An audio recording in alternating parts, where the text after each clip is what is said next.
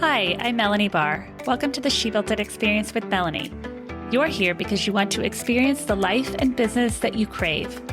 Join me as I talk to women who have successfully built it, a career and business that they love. We dive into the topic of how they built it and talk about everything from having the courage to make career leaps to the details of how to lead effectively, create successful teams, implement strategies for growth, and infuse tech innovation. Magic happens when we focus on the part of ourselves and our business that brings us joy. So let's dive in. Liz Brunner is a best-selling author, Emmy award-winning journalist, executive communications coach, speaker, and podcast host. Hi, Liz. So thrilled you are with us today. What gave you the courage to launch Brunner Communications? Tell us about the pivotal moment when you decided to make the leap to launch and grow your business. Well, first of all, it takes tremendous amount of courage for anyone to become an entrepreneur and launch their own business. And my business, Brunner Communications, will be 9 years old in October. What's funny about that is that if you had said to me 10 years ago, Liz, you're going to have a successful coaching business, you're going to have a worldwide podcast, you are going to have an online learning platform, you're going to have published a book, I would have said, what? There's no way. I was a journalist for 28 years, but actually being an entrepreneur is my fourth chapter. I was first a high school music teacher. I worked in retail for a couple of years. Then I became an award-winning journalist for 28 years. And now I've been an entrepreneur for almost 9 years. And people will describe me as a communications coach, a transformational coach, a consultant, motivational speaker. I answer to all of the above. But finding the courage to make every single one of those leaps was huge. You had to find the courage. And there's a quote that I love by Robert Schuller, which I think speaks to all of the career transitions that I've made. What would you attempt to do if you knew you would not fail? That does not mean that you're not going to be scared. That does not mean that you're not going to have challenges. It does not mean that you might fall down and have to pick yourself up again. But it does take tremendous amount of courage. That's so true. Isn't it so great we can go through those changes as our lives flow? Because we go through different changes of our lives. Maybe we want to move across the country. Maybe we decide to have a family. And it's great that we can still continue to grow our career depending on what stages of life we are in. Right. I consider them next chapters. A lot of people will say, well, you've reinvented yourself. I'm not going to say that that's a wrong term to use, but I like using the word recreate my life, because what I've done is I've taken all of the experiences that I've had and I've been able to take and think about what are the themes and patterns that run through my life? What are the skills that I continue to evolve and use in every single one of these chapters? And what has emerged is this theme of being able to help people in many different ways to use my voice, and storytelling has been a big component of that. When you think about the fact that I was a high school music teacher and I sang semi-professionally and toured Europe for a couple of years, I was singing stories. That was the way I used my voice. And then when I became a journalist, I was speaking stories. And now as a communications coach, I'm helping people tell their stories. There's a whole theme there. And I love that kind of work to be able to help people figure out what are those themes and patterns that are running through their lives. Mm-hmm. And it's just a matter of stepping back, putting ourselves in that witness position and seeing what patterns emerge. And what's really inspiring is that you didn't stop. You kept going and you said, how can I take my knowledge and what I've learned into your next chapter? When I was getting ready to leave teaching, I just felt organically that there was something more I was supposed to do, Melanie. I couldn't tell you what it was. I had absolutely no clue what it was going to be. I worked in retail. I actually became a very good salesperson and I really enjoyed it. Taking that, and I was reading a book that's called Who's Hiring Who by Richard Lathrop. One of the things that he talked about was going on informational interviews. I bravely and blindly called up 2 television stations in Champaign-Urbana, Illinois, which is where I was living at the time, a CBS affiliate and an NBC affiliate. And I wanted to find out what I thought I wanted to do. Did it even exist? I really didn't know. I thought maybe it was public relations. Wasn't sure. I had done one television commercial when I was Miss Illinois in the Miss America pageant scholarship competition.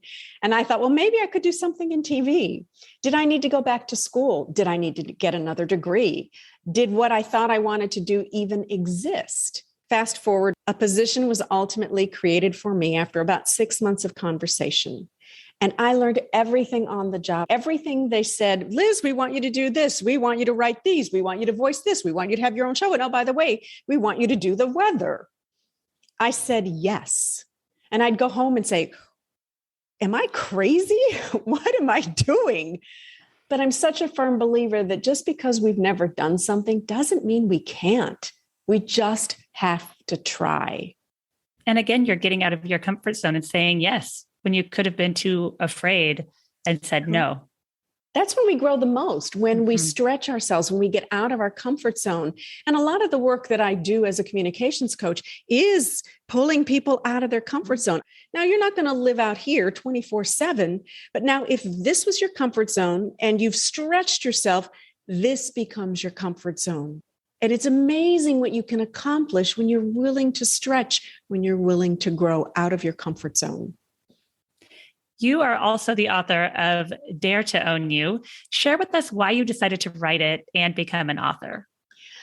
Oh, I'm so proud of this because for years, people were saying to me, Liz, you should write a book. And I thought, oh, okay, maybe someday. And this would come from friends, of course, people who were clients, people who had heard me speak, people who had heard me on television. Liz, you should write a book. So it was a wish, but it really wasn't something that I thought was actually going to happen. And I finally decided in 2019, I thought maybe I could consider writing a book. I started reading books on how to write a book. And after I felt I had read enough how to write a book books, I decided, okay, let's give this a shot. I began writing a book. I felt like I was going off course after a couple of chapters. So I stopped. And life gets in the way. Things happen, and I just put it aside. Now let's move forward to 2020. My business coach and I were talking about next steps on some things, and I felt like I needed to create more online courses for people.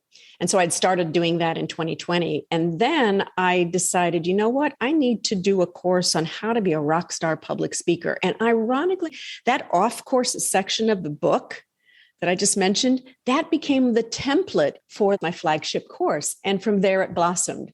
So we produced it, we did all the videos, and I told her, I said, I want you to see this. So I sent her the scripts, and she wrote back to me after the holidays, and she said, Liz, this is really, really good, but it reads like a course. I said, I wrote it as a course. She said, it would take a lot of work to become a book. I said, well, there are a couple of other chapters that preceded this that I'd like to send you. Will you just take a look at them? You could tell me if it's crap. You can tell me if there's nothing going on. Because she said, well, you know, I co-own a publishing company. And I said, how did I not know that? All this time, I didn't know that. So I sent her those early chapters. And she said, Liz, this is the makings of a great book. And we have a program where we will provide you with a writing coach. We will provide you with the artwork. We will provide you with a cover, and we'll get it everything ready up to the point of publishing it. You can take it and shop it, or we can publish it for you. I signed right then and there. That was April of 2021. I was on a mission. I was so compelled to write. I was ready to write. And I felt like there were just downloads coming from the universe. And I would wake up in the middle of the night and had to go and write. I'd be over doing my walks along the Charles River in Boston in the morning, and I have to run home because I had to write. From the middle of April to the end of July, I finished the manuscript, and it was published in November of 2021. That's how fast it happened. Good for you. And I'm glad you said, if not right now, maybe later, because you could have just left those 2 chapters. And I probably would have. And good for you for sharing all of your public speaking knowledge, because it's one thing to be on social. It's another to stand up in front of hundreds of thousands of people and speak to them. It's interesting that when you think about it, none of us are born knowing how to effectively speak in front of a group of people, no matter one person or thousands of people. It is a learned skill. And no matter where you are on that learning curve of loving it, hating it, doing it well, or needing to grow, everybody can learn something new to take them to the next level if they're willing, again, to come out of their comfort zone. And so the course, I'm so proud of it because it really helps people with everything from every kind of a presentation you would have to give, a pitch, even up to giving a wedding toast. What you can learn of how to put your content together, how to deliver your content so you're communicating, connecting, and engaging with an audience. I'm very proud of it, and it's done really well, and I just continue to keep adding to it. And also on BrunnerAcademy.com, in connection with my book, we created 4 courses that we call the DARE collection. Dare to go for your goals, dare to rise above tough times, dare to shift from procrastination to motivation, and dare to find peace of mind, which is a very brief, simple meditation wellness course. And those are very easy courses, but they can help you jumpstart wherever you are stuck in your life. I love it. You live by your grandmother's words, no knowledge is ever wasted. How has this helped you in your life and in your business? First of all, that was actually the initial title of the book, No Knowledge is Ever Wasted. That's what I was talking about when I was speaking earlier about the themes and patterns that run through your life. No knowledge, no experience you've had, good or bad, it's all good knowledge. You learn from it. And when you're able to take all of that through your life, that's how you create next chapters. That's how I went from being a high school music teacher to working in retail to being on television to now being an entrepreneur and a keynote speaker. No knowledge is ever wasted. You just have to be willing to tap into that and trust that you know more than you think you know. It's so true. And next chapters can be at any age or stage of life. Exactly. I was working in the corporate world and decided I wanted to work in sports. Didn't you work for the Dodgers for a period I was of grateful. time? Yes, I went to work for the Los Angeles Dodgers, but I was not working in sports at that time. And I thought if I could do anything, what would I want to do? But when you think of next chapters, sometimes you think of that as later in life. But I was in my 20s. It can happen at any period of time in your life. It's just a matter of willing to look at your life from where you are. You believe fear isn't a good enough reason to make changes in our lives. Tell us why. When I was thinking about leaving television, first of all, I was petrified to launch my own business because I never wanted to and thought, what am I doing? But I thought if fear was the only thing standing in my way from making that leap, that wasn't a good enough reason. And I had to dig down deep to what we talked about earlier on, finding that courage to say, I'm going to trust my gut on this. I believe I'm doing the right thing.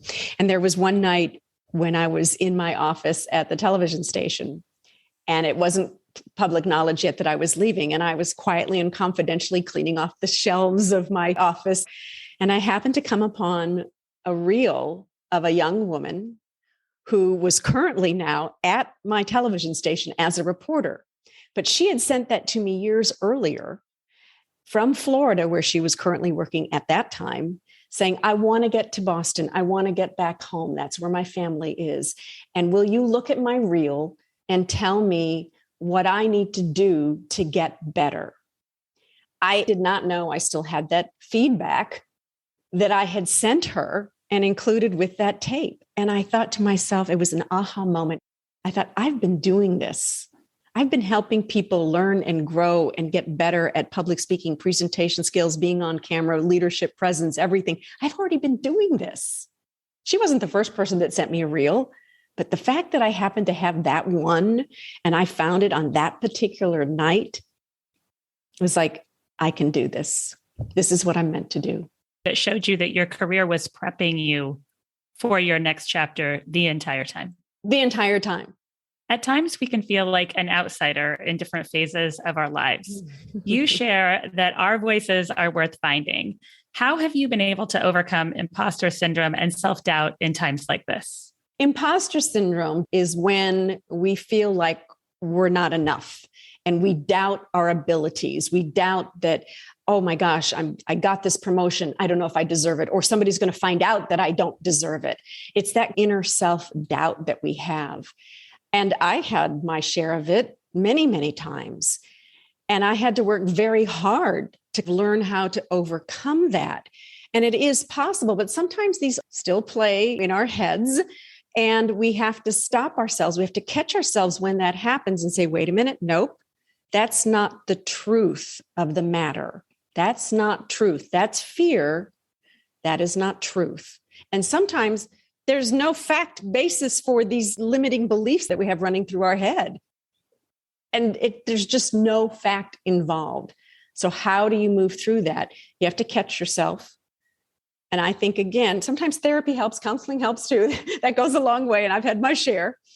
But it really does make a difference if we can step out of that and say, wait a minute, this is not true. What is truth here? What is the real truth? Am I a perfectionist? Do I feel like I just need to cross every T and dot every I, and that's why I feel like I have imposter syndrome? Even when I became my second television station, where I was in upper management, and I was the only female in upper management, talk about pushing through the glass ceiling, I had major imposter syndrome. I'm thinking, they're going to find out that I don't know how to do this.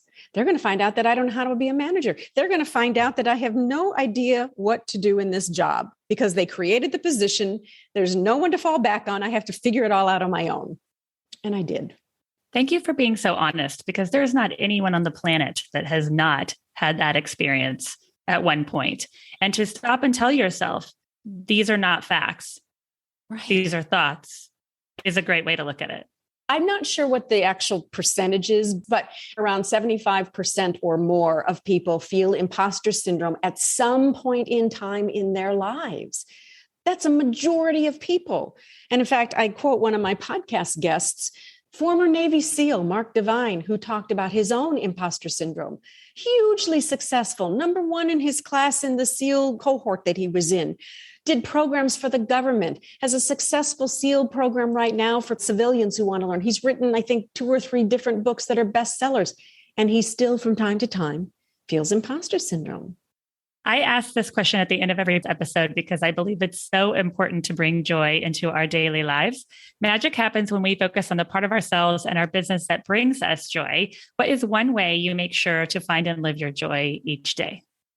The vision for my life is I want to teach, motivate, and inspire people to live their best life. And when I'm able to help people do that, whether it's through coaching, workshops, BrunnerAcademy.com, my book, my podcast, whatever it is, that's why we're here, to learn, to grow, to live our best life, to be of service, to bring joy and spread joy. Thank you so much for joining us today and for sharing your knowledge with us. Please share with our listeners how and where we can find you. The easiest place is at LizBrunner.com. That's LizBrunner.com. Thank you for joining us today. I'd love to hear from you.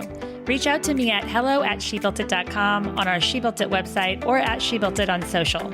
Thank you to my editor, Rich Streffolino, who always makes us sound good. Until next time, let nothing stop you from experiencing the life and business that you crave.